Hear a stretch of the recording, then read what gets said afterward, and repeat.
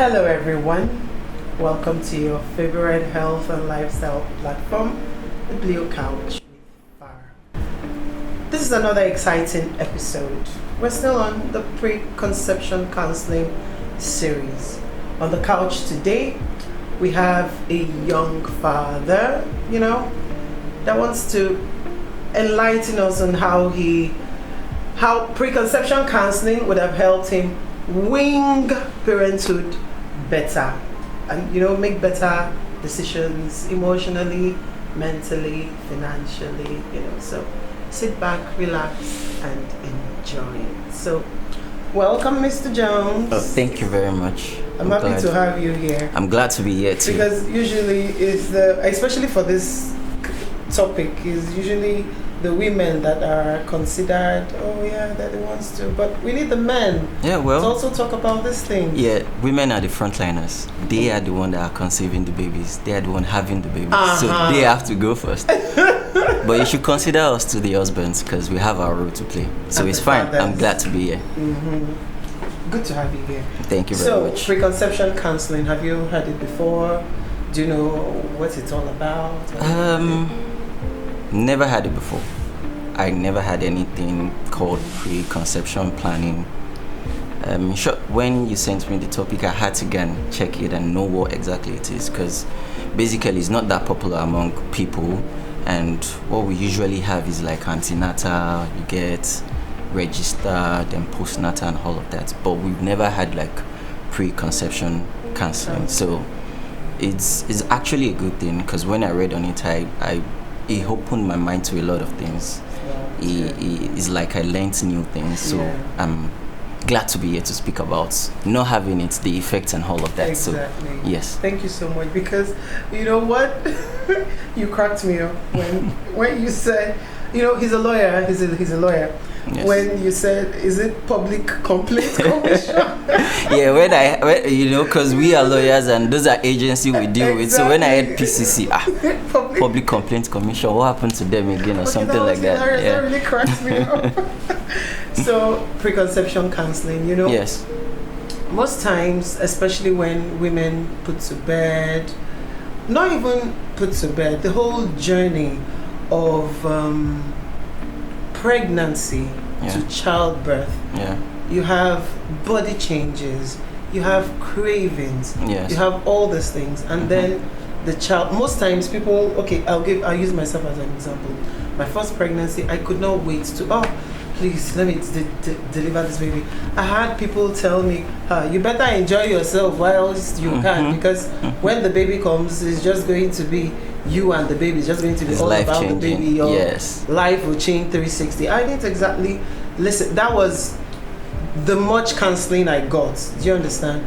But of course, I now know better that if I had kind of gotten some sort of counseling from a licensed person, a licensed health practitioner, I would have made better decisions. It would have helped a lot. For me, in my own instance, I got married December, and the following year by March, my wife was pregnant. So it was like a short period of time we had time to ourselves. So nobody prepares you for what's coming. They just tell you your parents want grandchildren, you just want children to like consolidate the marriage and all of that, but nobody actually prepares you for what's coming.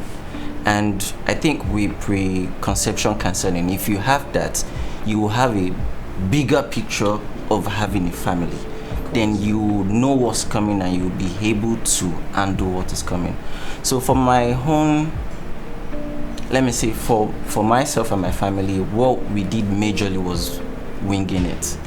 We tried this, it works out fine. If you don't get it, we try another thing. That's majorly what we did. And maybe we had some help from elderly people, and it was even for a short period, because let me just say it, everything changed after the baby came. Everything changes. Lifestyle, finance, your time, everything changes. When we got married, energy, everything changed. When we got married, we were just bubbling. We go out, eat out, have fun, go clubbing, stuff like that. But now one person has to stay at home to take care of the baby. I have to go to work. Okay, one person has a party. You go. Let me stay. So we have to start scheduling our time. You are going out today. Okay, I stay back. You can go out tomorrow. You stay back. For my wife, actually, she has most of the challenge because she's breastfeeding, her body's changing, everything. So she felt like she gave up a lot, more than I do. And I understand that for it. But, you know, like I said, because we didn't have preconception marriage, we don't know about all that. Especially her, she doesn't know about all that. She's the first mom, it's her first child, so she's just doing her best to take care of the baby. Exactly. That's it. I like the fact, I like what you said about, you know, she's breastfeeding. Yeah. She's, her body is changing. And I like the fact that you said you understand that, but do you really understand that? Because, you know, women typically feel, so it's not even just about body changes now. And especially when it comes to how your husband sees you, not just physically now, but yes, mostly physically, because now you used to have a flat tummy and now there's a you know. I won't lie to you, my wife asked me that question, do you still find me attractive? And I'm like, oh god, so hot. I don't say it often until she asks me, because I don't think about, because I honestly don't look at her physique again, because she's who I want and who I want to be with. So I believe no matter shape she comes in, I'm always be in love with her. But you know, women like reassurance, and sometimes we overlook that part of reassurance. You just feel like we're married, we're a couple, everything is fine, it's going on good. But when my wife asks me, I know something's coming up. I swear you find that. You get that kind of big thing. So if we had something like a pre-counseling towards all these things, it would have opened our minds to a lot of things. And the effect is that if you don't have it, then you now start struggling with all those things that comes with having a baby. So I think maybe a lot of publicity should go on concerning having a counseling before even conceiving to pregnancy, not just antenatal, the regular thing we do. You know, but you said something that you got married in December and by March your wife had taken in. And of course you had to be careful, antenatal, every other thing with nutrition, you had to be careful. But you know, most times the recommendation is 1 year, explore yourselves, explore the recommendation. Not a lot of people know about that recommendation, because I also fall in that bracket of you know, getting pregnant within a short period of marriage. Do you understand? So do we know that it's okay to, you know, take your time? Because not a lot of, I wish honestly I wish I had taken my time to, you know, before getting into parenting. You understand, parenthood and all that. Maybe I would have explored a bit more. That's where the counseling comes in. You will be able to plan according to what both party wants, not just one party. Because you know, like men now, they just get married, they want to have a child immediately. The wife might not actually be ready for that. So if you had like a counseling before that, you can plan towards it. Let's have this time to ourselves, and after this time we start looking forward to having a baby. I remember a friend of mine, when he got married, him and his wife had the plan, like let's take a year out or two for ourselves. And maybe like 6 months after, their parents start calling, what are you people doing? You get all this kind of thing, and they're pressured into now conceiving and having a baby. But if they had that counseling, like, mommy, this is what we planned out for ourselves, and everybody around them will be able to understand. There will be that pressure on them and all of that, and it would have been well planned out. So I think is advisable for especially young couples like us. Now I'm actually planning myself towards my next baby, like not yet. Not yet. So I think that is what we should have had before. So now we are having it after we've had a baby, because now we've seen the experience of having a baby, the cost implication, the emotional implication, the tiredness, the drowsiness. You get all this thing. It deprives you a lot of things. And there was a time before we got married. We had set out goals like, okay, we want to educational life, we want to advance ourselves. Let's get this degree before this, but all of that had to just go on hold. Now the baby takes priority of everything, so that's the disadvantage. That's what I'll say, disadvantage of not having it. So you agree it's important to it is ultimately is as important as having a marriage counseling before wedding, because most counseling is just take care of your wife, take care of your husband, make your husband happy, be respectful. Nobody really breaks it down for you. Exactly. Even the elders, like you have said, most times they just want, you are getting old, go and get married, please, and give us children. Do you understand? Sorry. Exactly. No, I grew up with old people, so I get all of this. I'm the last born of my family. My wife is the firstborn. I have experience with children, at least to a certain level, but my wife, not much. So well, it's even actually with that experience, it didn't really prepare you. No, it didn't prepare me. Of course, definitely. Just a bit, just to have. Man, no more, your someone's baby cannot be like your own yours. Baby. So exactly. The way I carry my baby, the way I look up to my baby, the way I want my baby to be, is not exactly the way I've done with. I might be nice and all of that, but I'm extra, like 1 million times careful when it comes to my baby. You get what I'm trying to say? Okay, so good that you said that, because, like you said, what works for you're doing things differently now. If you were nice before or careful, now you're extra careful. Which brings me to my next question, because I feel, like you said, you're the last born. Of course, you know what it is now. Last borns are usually the babies of the house. Yes, you can say and your wife is the firstborn. Yes. And I believe we have, from our different backgrounds, we'll have different parenting styles. Yes. So do you think preconception counseling, both of you would be on the same page, have compatible parenting styles? Yes, most definitely. Because every person wants to bring up their child in certain ways. Like, okay, let's say for career wise, I want my child to be a lawyer. The wife might want his child to be a doctor. So you want to, and the child itself has his own decision to make what he wants to be like. So if two parents are adamant, I want you to be this, I want you to be that, and the child says no, I don't want to be this, how do you come to a compromise? How do you allow the child to flourish and be who he or she wants to be? So if you have, we all grew up with different background, like you said, so the way I was brought up is different from the way she was brought up. So now we have to merge the two experience to be able to bring up our child. So with preconception planning, you would have discussed all of this, your fears, your strengths, and all this. Okay, let's do this way, let's not do it this way. And women are so emotional and dedicated to the child. They have this special bond with them, so they always feel like their decision is the right thing for the child. You get like, I carried this baby for 9 months. I want that. I'm telling you the way I say it, because I've been an uncle 13 times. You get so I've seen decision making affecting children's life and all of that.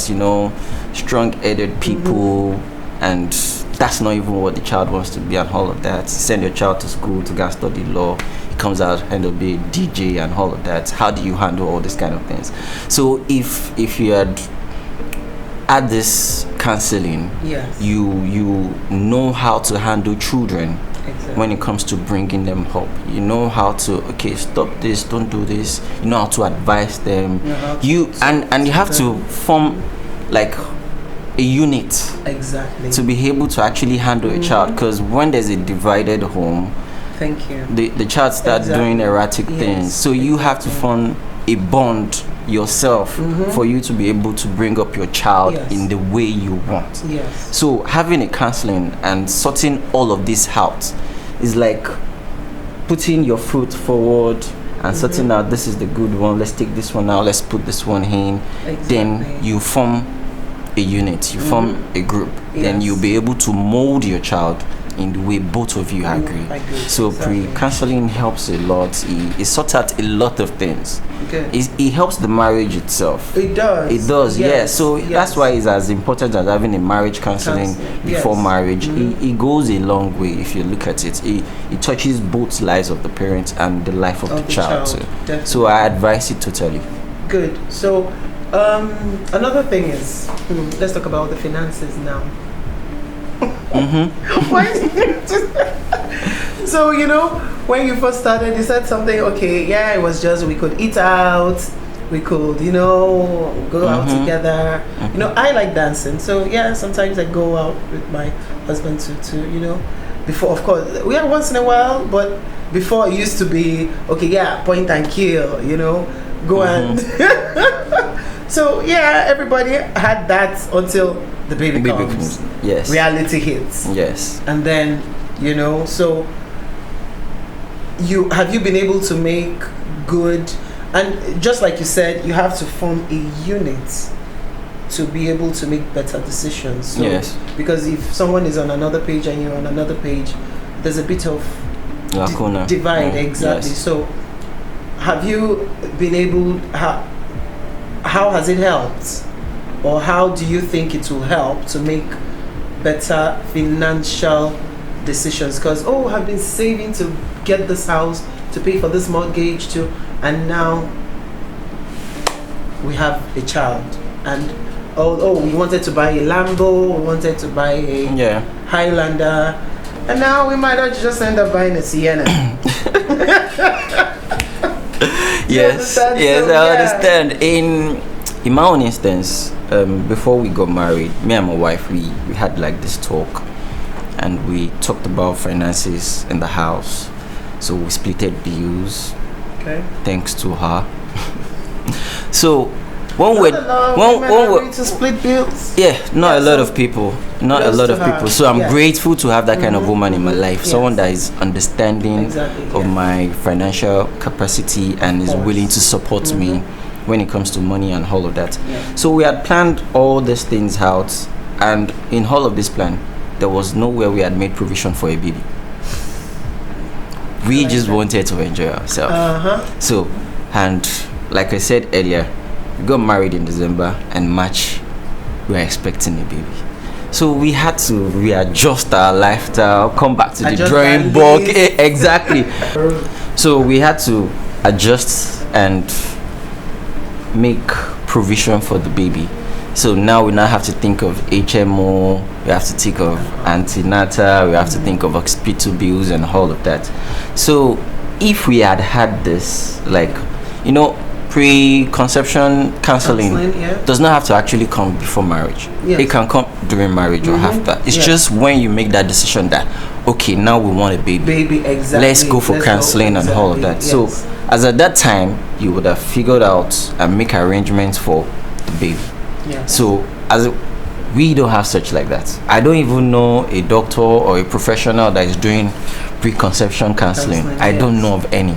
So we had to do it ourselves and wing it, like I said. And wing it. So now we now have to put our income into perspective and the expenses the baby come. And when it comes to baby, you can't buy everything in bulk. You can't buy Pampers for 6 months. Exactly. Because for 6 months. In 2 months, baby's already changing size. Thank you. So you don't want to waste. You have like to. A very hands-on dad. Like I said, I've been uncle for 13 times. So I know certain things, and this is what helps me in bringing up my own child. Not a lot of people have that. Yes. So we now have to make budgets part time, okay, this goes to the baby, this goes to this goes to that. So that's how we are, and for us to be able to accommodate it under the current economy, under the current income, under what we make and what we spend, we have to cut a lot of things off. Of course. Definitely, you have to make sacrifice for the baby to be okay, and that's the paramount thing. The baby has to be okay. It's a must. It's a must. We decided to bring him, so soft life, no matter. So we have to do this thing in perspective. Yeah. So with pre-conception counseling, it is easier to prepare ahead. Yes. You would have had these finances sorted out. It's not like you're waiting to hand one money somewhere that you now use to cater for the baby. You would have maybe like set up a trust, you would have maybe like set up a school account, all those kind of things would have been sorted even the baby arrived. Yes. So when it comes, it's easier to do things. So that's the financial application when it comes to preconception counseling. Yes. But without it, you just be, income expense. That's just it. And at the end of the day, you won't be able to actually now enjoy yourself because you are spending everything on a baby. So that's it. I totally advise it. Like I said, it was like I learned a lot when I heard the topic. I'm like, oh wow, this is actually nice. So it's like we have to set up like an institute or a center for this kind of thing, give it a lot of promotion for people to be aware of it, and it will go a long way to, in short, family planning and all this kind of thing, and to take all those out. So thanks for that last comment, because my next question is, what routine programs do you think this counseling should be put in? Like, when should this counseling be done? Where is it? Just the clinic, or maybe in churches, in hospitals, or a clinic should just be, there should just be a center for this? Well, there's in your opinion? Yes, there's no hard and fast rule about anything. Yes. There can be collaboration with hospitals, there can be collaboration with churches. The point and the objective is to reach everybody. Exactly. So where do you have this population?